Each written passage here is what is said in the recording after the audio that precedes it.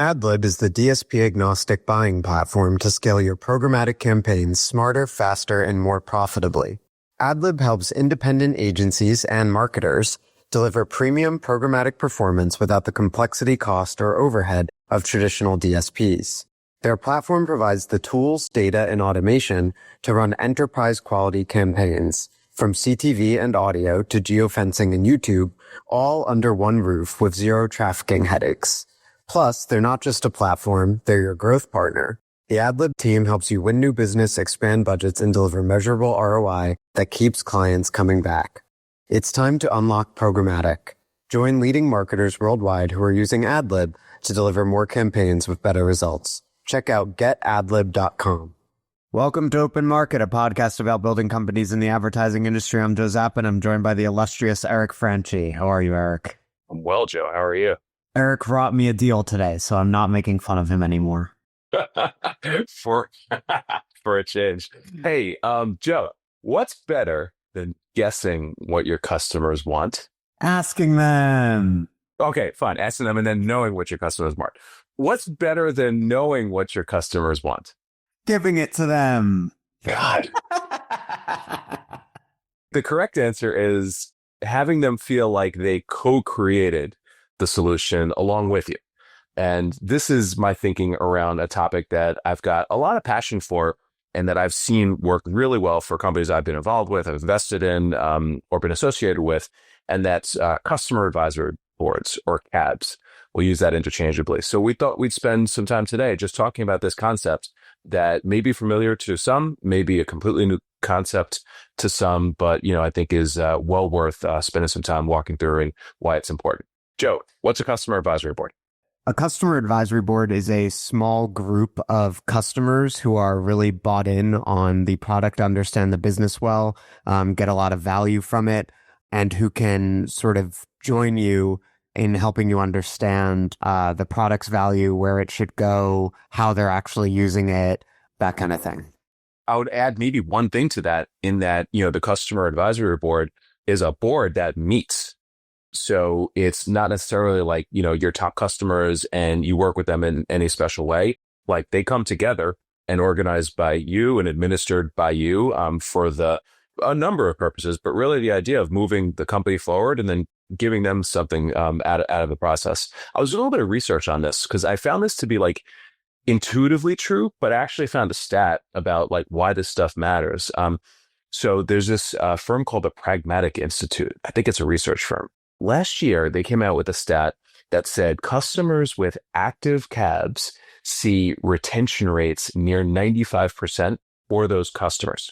So it's like, you can get a lot out of these things, and we'll talk about it in a moment. But like as a way to keep your best customers close, learn what's important to them and deliver on that. Like it's an awesome retention tool in addition to everything else. That's why I think it's like, really something that's worth talking about. It's funny you say that about the benefit of just keeping customers close and actually asking them what they want and how their experience is, because I was going over account failures with my team yesterday. So just looking at any accounts we've lost this year and talking about what went down with each of them.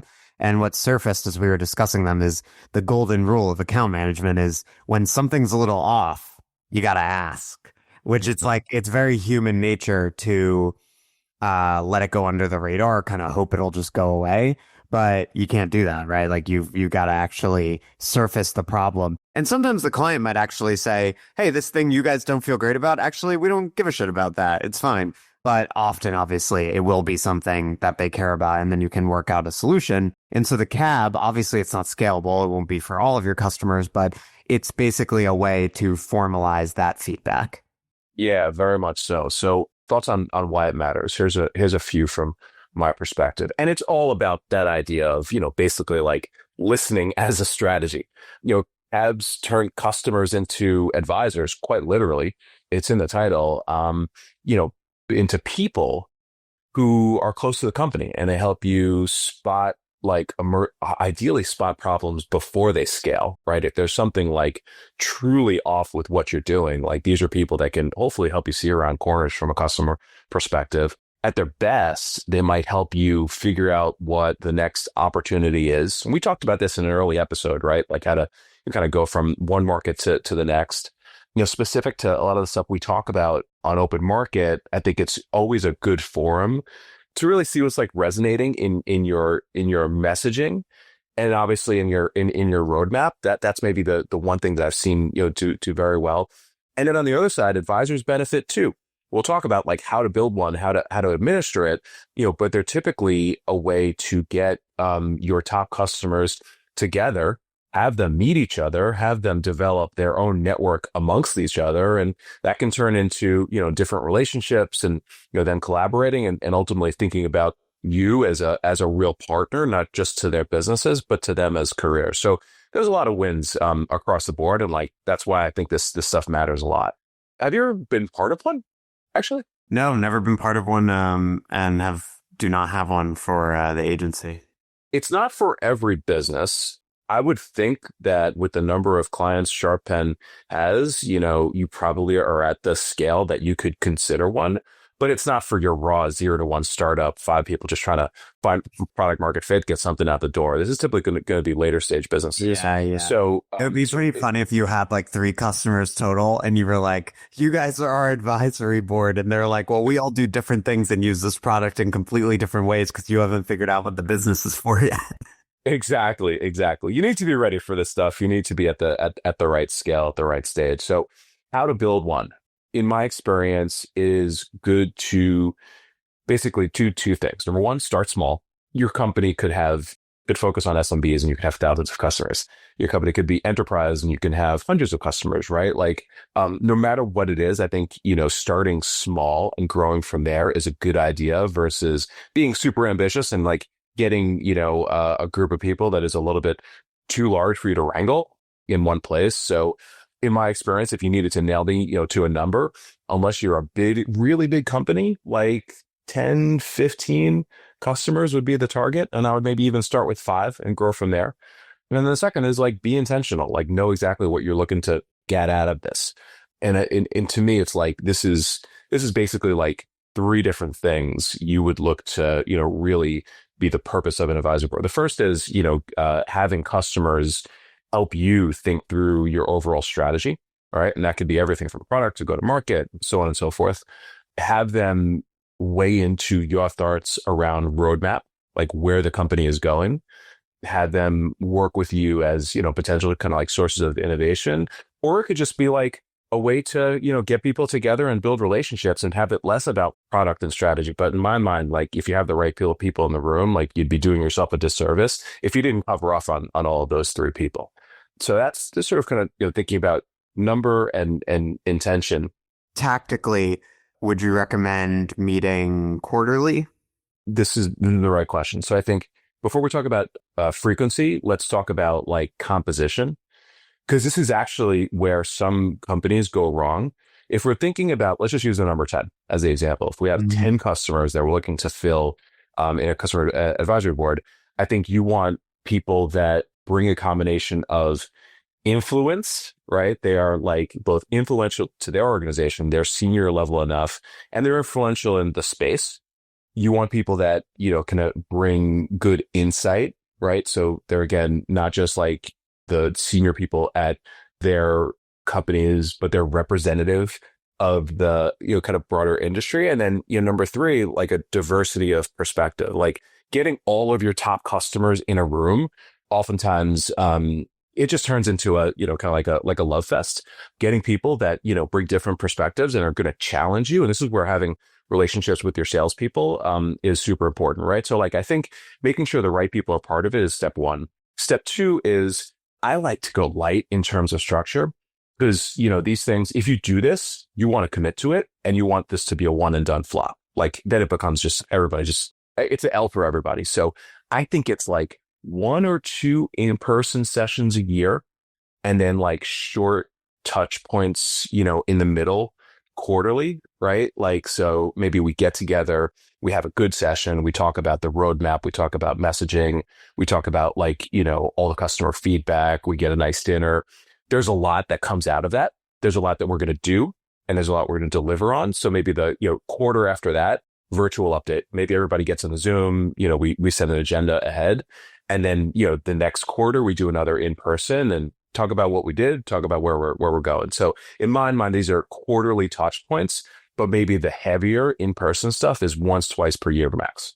And then when you meet, how do you approach it to make sure everyone's getting the most out of it? So first is there's got to be work done beforehand. There's got to be pre-reads. There's got to be like socialization. Here's our goal. Here's, what we're going for. Here's what you can expect. I like a nice mix of everything from bringing an outsider in that can, I think add like non-company perspective, like an industry perspective. I've done this, for companies that I've been affiliated with, just in my, kind of new role as a VC, just talk about what's going on in the market. But there could be like, people that are just great and can, kind of bring fresh perspectives. I love that. I think, it is critical to have both CEO and or CPO, right? Product, if this is going to be about product, both sponsorship and engagement. So they should be part of this, whether it's in its entirety or like hearing from them directly. And then sessions that are around what you're looking to get out of it. So have your product person walk through roadmap, have your marketing person walk through messaging, right? Have like interactive sessions. So, to me, it's, fresh perspective. It is senior level engagement. And then it's kind of like functional content. And then having some like clear deliverables from the company to the advisory board afterwards.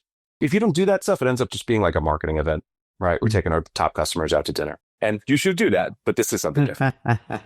Yeah, this is a little deeper than that. So what are the common mistakes companies make when they try to assemble a cab? So number one, too salesy. If you just turn this into just a multi-hour sales presentation, like wait for people to completely disengage and then step off the cab, right? Subsequently. So I think number one, it's being too salesy and not, delivering on this idea of getting customers together, listening to them, helping them interact with each other, and then, ultimately show how their input shaped decisions, right? So too much selling, not enough listening. Number two, no follow through. Right. So if you're doing this right, you're telling people, here's what we're going to do, and here's what we're going to deliver, and here's when we're going to deliver it. If you don't follow through on this stuff, like you lose complete trust. And again, it just becomes an exercise in futility. Wrong mix of people. As I said before, like this could quickly become an echo chamber if you just ask your salespeople, hey, who are our top customers? Who should we get, together? We want to just like, hear from our best and biggest customers, right? Like that's not the purpose of this. And then finally, like poor facilitation. And this is tough if you're a startup and you've never done this before, but there needs to be somebody that owns this and like leads this. And this could be somebody in your product organization that, has like a market facing role. This could be like a customer success person, but like somebody that doesn't like own this end to end could make the whole experience feel like just a day of meetings with a dinner afterwards. And then maybe finally not using this as an opportunity to, have your customers become advocates, right? Like, at the end of the day, if you do enough of these, they're telling you feedback on roadmap, you're making adjustments on roadmap, you're doing the right things, they're deepening the business that they do with you. It's a result of it. Like they should then become, like great evangelists and advisors and ultimately, spokespeople for the company in the right way. Yeah, it's a huge marketing opportunity. And this is where, I can lean in is when I have engagements, one of the biggest challenges a marketing and communications agency will encounter is that the client, even if they're big and have a lot of big customers, doesn't have customers who will go on the record and attest to their work together, right? And so, especially if you want to do traditional media relations, if you want to get press, you really need name brand clients who will tell a reporter, yep, like, what this DSP is doing is making our media buying way more effective, or, what this company's like server side ad insertion is like generating a huge line of business for us, incremental revenue. So cabs in coordination with the marketing team could be extremely valuable in terms of like getting people when they're engaged and they're giving you feedback and they're talking about their use of your product to agree to talk to the press, but then also to do branded case studies, to do LinkedIn activations together. There's a lot of content marketing and PR that can come out of this.